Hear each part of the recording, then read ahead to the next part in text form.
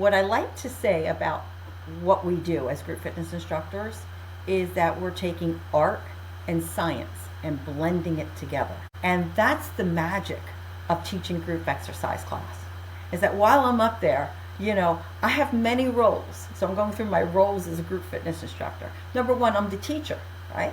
I'm teaching something that I have practiced, because I know it like the back of my hand. Listen to that music so that you know. So not only are you the teacher, you're the educator. Why am I doing this move? Okay? What is the importance of this move? What muscles are being recruited? And am I doing it properly? Am I cueing it properly? People learn differently. I'm a big tell, show, do person. I'm going to tell you what we're going to do. I'm going to show you what we're going to do. And we're all going to do it together. Okay? And then I like to sometimes do a check-in just to make sure students are doing it right. Something else I would say, you never call someone out if they're doing something incorrectly. Right? And it could be that person in the back who's, swinging their arm, doing that tricep kick like this, and the arm's going like crazy, and you're like, oh, lordy, lordy, lordy. Okay. What I would do is like, okay, let's all do a check-in. Okay? I'm going to rotate my body so you can see what's going on. Is that shoulder in line with that elbow, pointing up to the ceiling? Everyone have that? And we're going straight back. It's an elbow extension. And I'll give like little cues or cute things that kind of like stick in their head, like, oh, it's a hip stop, not a pit stop. Everybody got that? Look around, do a check-in.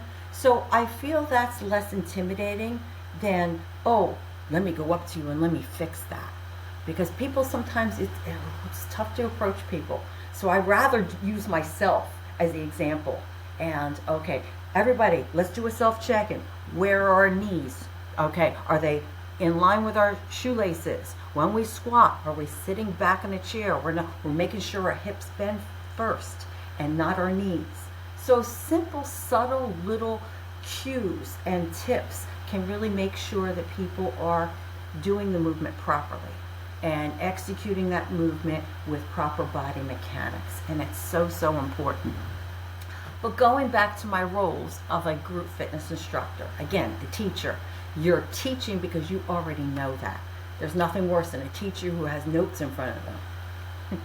Okay, I can read that, right? That's not teaching, right? That's just basically dictating to me what you've written down.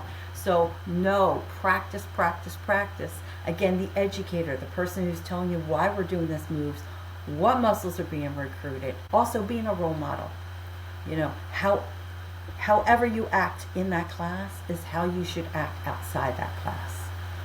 You are the role model. You are the consummate professional, or at least you want to make sure you always are.